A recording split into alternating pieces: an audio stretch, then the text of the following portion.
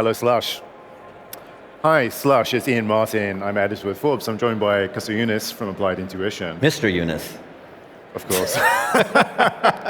Very good. Well, I think Qasar's got some news for everybody here. You're breaking a vow of 16 years to do what now? Yeah, I was telling some of the people backstage, after 16 years of saying Twitter sucks and not being on social media, I'm going on social media in the next couple of days, which is a huge change for me and the company.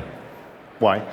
I've always railed against founders being on X. I think it's quite distracting. It's not good for the business. And I think we've gotten to the size and scale that these pyrotechnics are real. I feel like I'm at a campfire. We've gotten to the size and stage that to have a voice, I think you need a platform. And I think what's really happened in media, I mean, you're in the space. I think founders, consumers, they just don't trust these traditional institutions. And I think that's why you see this like theme of, Trump and Alex Carr, people going straight to the retail investors, to end consumers, and reluctantly we're going to do the same thing, yeah. Interesting. So just maybe set the scene. Like, you founded Applied Intuition in 2017. Yeah. Last year you raised at a $15 billion valuation. Yeah. And you're working with 18 of the largest car manufacturers in the world. Just like, what is the problem you're solving for these companies? Yeah, I think the way what ChatGPT has done and OpenAI and let's say the cousin companies have done is they've shown the power of kind of learn models on phones and on laptops roughly. That same technology is making a huge impact into the real world. A lot of times when people think physical AI, they're immediately thinking of humanoids because humanoid companies are raising lots of money and they invoke a real emotional kind of response when you see a robot that looks like a person. But really the big revolution in physical AI is in cars, trucks, tanks, fighter jets.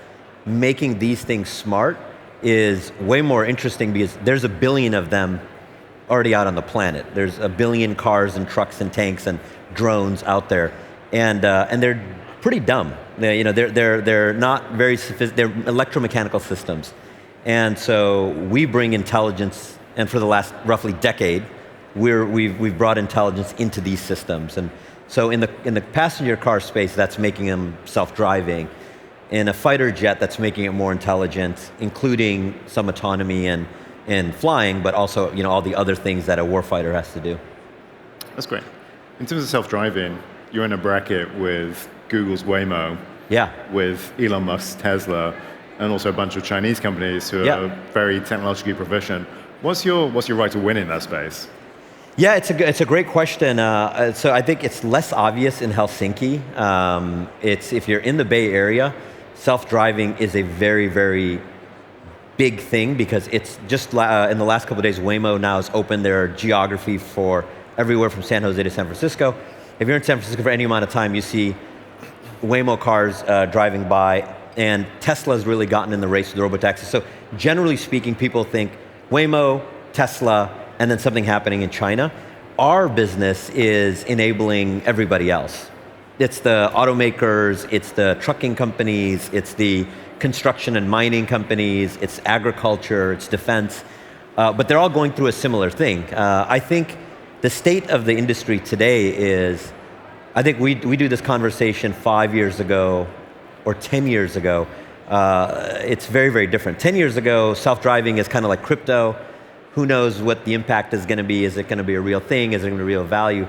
5 years ago, and really post-Transformers, kind of post let's say, ChatGPT moment in self-driving, there is a lot more evidence that this thing is going to be real and it's going to scale.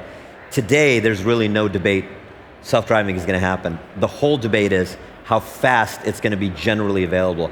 And how many years is it going to be from now until in Helsinki, you walk outside and you see self-driving cars like you see cell phones. You don't think a lot about somebody having a phone. It kind of falls into the background. That's what's happened in San Francisco. You ignore Waymos and you ignore Teslas. They just go by.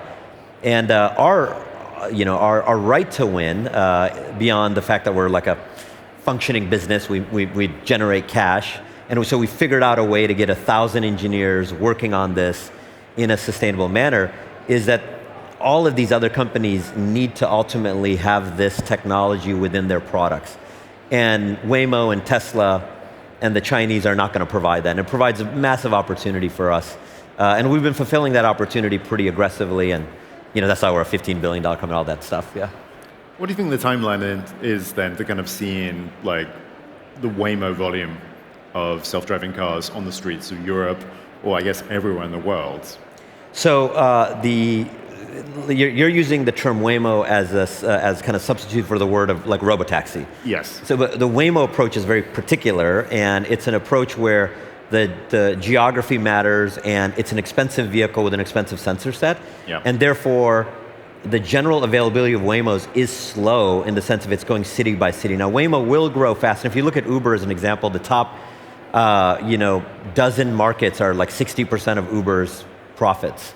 So if you're Waymo, your goal is actually to be generally available in these kind of competitive and lucrative markets. If you're Tesla has a very different technical approach, and they have a different way of going to the market. They're becoming generally available in a large geography, but the functionality is not as deep as Waymo. So a Waymo truly is, there's no driver in the driver's seat. A Tesla still today it's still a driver assisted mostly. And Tesla's claim is their robotaxi product will very quickly go to driver out. And so I think now the question is, what happens faster? Does the L2 plus consumer passenger vehicle become globally available faster than a robotaxi company like Waymo grow geographies? I think that's a tough question, but I'm in the job of answering questions. If I had to pick, I would pick the Tesla path, because the general availability and generalization of those models is way more important than it being truly, very safe in a geographically contained area. But I could be very wrong, and that's what the competition that's happening today. Our view is you want to enable the manufacturers, the car companies, to provide this feature, just like Tesla has. You also want to give this to construction and mining companies like Komatsu, commercial trucking companies like Isuzu and Scania, who are large and long-term customers of ours, all the way to the defense ecosystem. The defense ecosystem, you see a little bit of in Ukraine, it's just going through a fundamental rehaul. A lot of people talk about affordable mass as kind of the story right now, which is smaller, machines going out in mass. But I think the underemphasized story in defense is the autonomy story, is all these machines are way, way more intelligent. And so you're going from one warfighter and one machine to one warfighter and many machines. And I think that's going to be, the defense narrative over the next 5 to 10 years. So, but all of these things are in single-digit years. We're not talking about 10 or 15 years from now. And I wouldn't be surprised even by the next Slush, Waymo is making some announcement about Helsinki. I wouldn't be surprised about that. That's very interesting. They're coming to London, my hometown, very soon. Yeah, it's a war, yeah. Interesting. You kind of already mentioned Komatsu. Like, is it just like a one-to-one if you have a technology that works for driving on streets with a commercial car, that scales to like a giant mining vehicle, or to like the battlefield with a tank? Is it just if we were having this conversation a few years ago, that answer would be no. Yeah. The technology has changed a lot because of transformers and some of the innovations that you're seeing impacting large language models. Today, I think it's different. I think we fundamentally believe there will be a multi-domain model, a model that will work in cars and trucks and tanks and mining equipment and agriculture combines, and we're proving that in many ways. I mean, we are doing that work right now. Before kind of transformers, each of the self-driving stacks were quite brittle. So even Waymo had a self-driving trucking team and a self-driving car team, and they were kind of tangential products. So different sensors, different sensor placement resulted in different models, roughly. Today, that's not really the case. You can have one model that's actually going across domains. On-road and off-road is just an example. And we're proving that, and I think the reason our business can become not only a $15 billion business, but a $100 or $200 billion business, is that hypothesis, if it's true, is extremely extremely impactful, because there's hard pricing pressure downwards on the cost of the model. what you're seeing in large language models right now, everyone is talking about the cost to serve a token or cost to serve an answer. The same thing is for us is like that dollar per self-driving mile. And that can be in a mine or it can be in a farm, but there's a cost there. And if applied, can shrink that cost to nearly zero. And that's our intention, is to make self-driving roughly as cheap as possible, approaching free. Then you're really changing these industries in a fundamental way. Now, our kind of strategy here is kind of like Android is to the cell phone market. Android runs on thousands of hardware devices as it abstracts away the underlying phone for the consumer, and therefore creates a lot of great features, and allows a lot of phone companies to compete. And we're kind of doing the same thing, except we're abstracting away on models. That's great to hear. I know you started your career in the auto industry with GM, but in the Valley, you had already founded a couple of startups. Like, what did you see? What were you hearing in the Valley that kind of made you want to kind of focus on this problem? Yeah, so before Applied, for the people who don't know, I worked at Y Combinator. That's a great job if you can get it. YC is a great company, and it's anytime an investor tells you they work hard, they're lying to you. Investing is very easy. Starting a company is hard. Because it's buy side, sell side. Investors are on buy side, founder you're on sell side, and that's always makes it, it's always more difficult. And so I always thought growing up, I did startups because that was the way to, non-linear wealth accumulation. I grew up poor. And so for me, it was a very pragmatic thing to do startups. And the company before Y Combinator, I sold to Google, and suddenly, money was not the driving factor in my life. But when I was at YC, I think fundamentally, YC is an interesting place because, especially at that time in the kind of teens, about 10 years ago, YC was in this real sweet spot where it had become known, but it wasn't so big that you don't kind of know all the founders that are there. And I think for me, you're evangelizing to individual founders why starting a company is so great. And when you evangelize, after a while you think, well, why am I not doing a company? And both of my companies before were smaller. And I think there's some insecurity in me, which was, what right do I have to give advice? I know DoorDash is here. I was an investor in DoorDash. And as DoorDash became more significant, and Tony and Stanley would do office hours, it was very uncomfortable for me to tell them advice about a company that's getting much, much bigger than something I'd ever done myself. And so I think there's some of that insecurity, which also, and I think fundamentally, I thought, and I see myself as a founder. In the audience, if you have the difference between founders and VCs is, being a VC, that's a lone wolf sport, and it's a cerebral job. And fundamentally what a VC does is you buy and sell stock. That's all, you put all the pitching and all the, and I know my investors are in the audience, you put all that stuff, they're just buying and selling stock. And as a founder, what you're really doing is you have to love product and you have to love team building. And so you have to kind of figure out, if you're trying to make this decision between should I be a VC or should I be a founder, which one of those things resonates with you more? And I really can't, honestly, I really say this, I can't imagine a better job than YC. I had a great job as COO there. And so I thought, even in the best version of venture capital, where we don't have to source deals, the deals come to us, I still want to start a company that's some sort of signal. And I did think of starting a fund as well, and ultimately broke towards company. It was turned out to be the right decision. Fascinating. You must have worked with hundreds, if not thousands, of founders in the time you were at Y Combinator. Like, what was the factor that kind of united them in terms of what helped people break out, what made people successful? Yeah, I think everybody wants this answer, because if you learn this one thing, maybe I can do it and I can build a great company and all of this thing. Yeah. The reality is it's similar to, if you ask me what does it make to be a professional baseball player? Well, first you have to have some ability to hit the ball. There's some raw talent of being a founder. And that isn't talked about enough because it's very uncomfortable. Because some people are just, if we were talking about, you take basketball as an example, in America, if you're over 7 feet tall, I don't know what that in meters, if you're 7 feet tall, 1 out of 5 Americans who are over 7 feet tall end up in the NBA. So if you're in a room and you look around and you see a tall person that's really, really tall, you're like, that person might play. The same doesn't exist for founders, but I think the same thing is true for founders, which is some people are just better founders. And we don't want to talk about that, because you want this feeling that anybody can be a founder. And it's very difficult to say, actually, some people are better. That's one thing I really learned at YC. Like, some people are just better at this. Another thing is, again, controversially, like the cliche things like making money, like the ability to raise capital for the company, it matters. And some people are better at talking to investors than other people are. I mean, the thing that I just said about going on Twitter, some people are better at managing social media and managing a large presence. You know, at my time at YC, Sam was the president, I was the COO, Sam Altman. Sam is particularly good at communicating, especially in forums like this.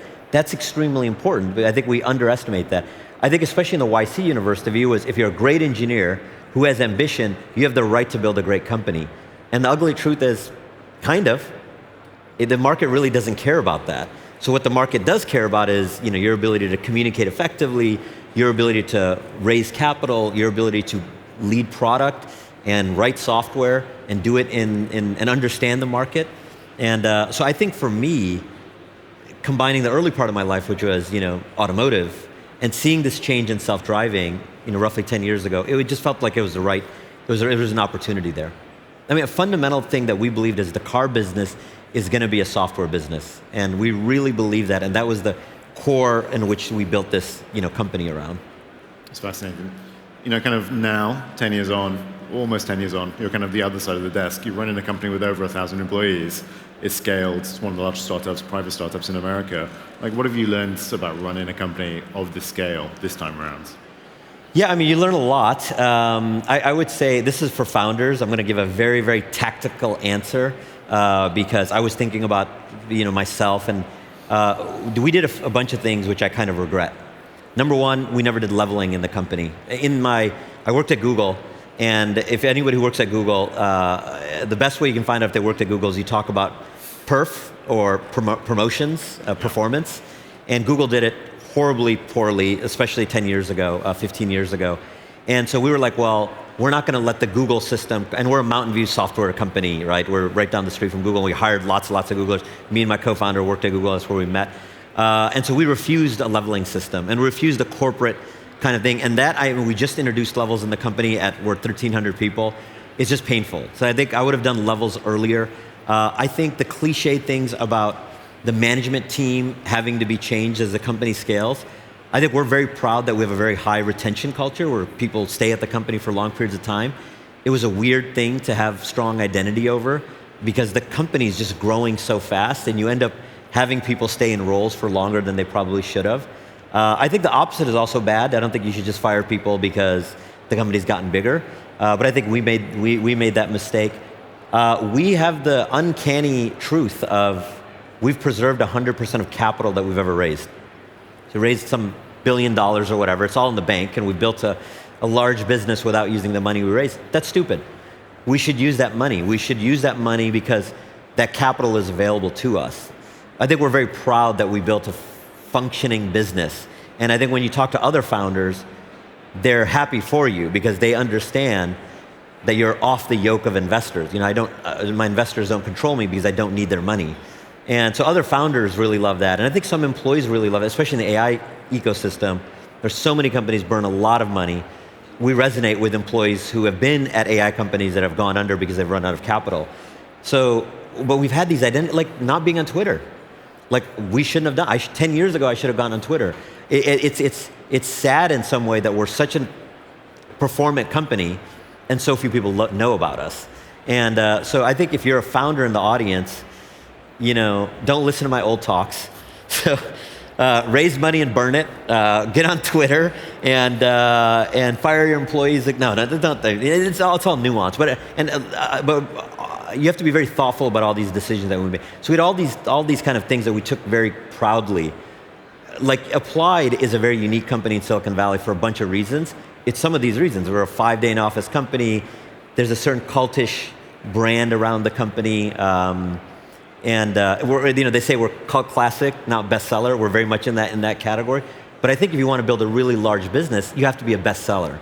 And you sometimes as a founder have to do things which you might have to hold your nose to do.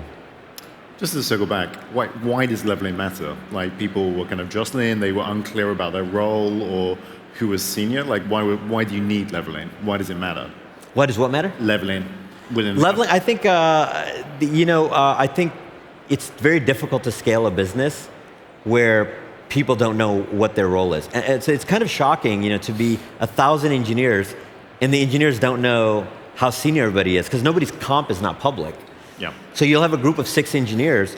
You have one engineer that's be compensated maybe 2 or 3 times more than the engineer next to him.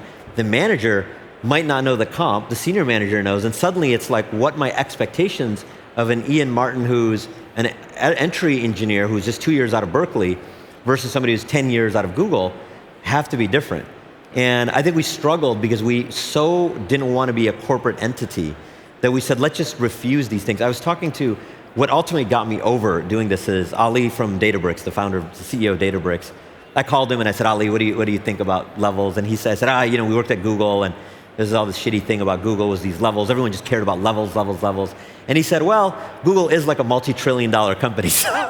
So if you become a multi-trillion-dollar company and people kind of hate levels, that's fine. And I think there's some truth in that. So I think as a founder, it's like, just don't be so dogmatic about these things that you hold to be true. And that's hard to say because the reason you start a company is not to be it's almost as a rebellion to the things that you experienced before. And I'm kind of saying, well, actually, don't be so rebellious. And so it's a little conflicting opinion, but yeah, it is true. Interesting. So there's some pretty big changes happening in the world right now. Yeah. Seeing sort of Chinese EVs winning market share across the world, even with the impact of tariffs. What does it take for companies here in Europe to stay competitive, whether on technology or on price? Yeah, it's what I want to say to every European, if I could inject idea into every European manufacturer leader's head, is I think have some level of aggressiveness. I think there's some view of like, oh, the Chinese are coming and woe is us and we should just put down the companies and let the market go. And I think the American, Japanese, and Korean views are a bit more correct here, which is an aggressive, competitive position. And then I think, some of the biggest manufacturers on the planet are in Europe and are in the Nordics or in Scandinavia. And some of our customers, and my feedback to them is, fight. You can build great products, and the things that we know that are issues, which is whether it's the speed of development or whether it's labor laws around how you bring in engineers and how you let engineers go, kind of the fluidity of the company. Let's change those things. These are not laws of physics. And so Europe can absolutely be competitive, but you have to have the opinion that, number one, we're going to fight, we're going to be competitive, and we're going to make the changes required to be competitive. That's it. It's not a mystery, and I think that's the idea. It's kind of like the fighting mentality. That mentality, by the way, exists in China. It exists in India. It exists in Saudi. It exists in Silicon Valley. It exists in lots of places. It's not an exclusive thing that exists in Mountain View or in Shanghai. So it is making that decision very overtly, which is we're going to compete and we're going to fight. And I think it's absolutely possible. The technical kind of base exists in Europe. The investment base exists in Europe. The education base exists in Europe. The companies exist in Europe. Distribution exists in Europe. So it is a cultural mentality that is lacking. That would be my humble opinion as an American. Well, we have the pep talk there from our Business of America. But Qasar, thank you very much. Give me a round of applause for our speaker here. Thank you for a fascinating talk.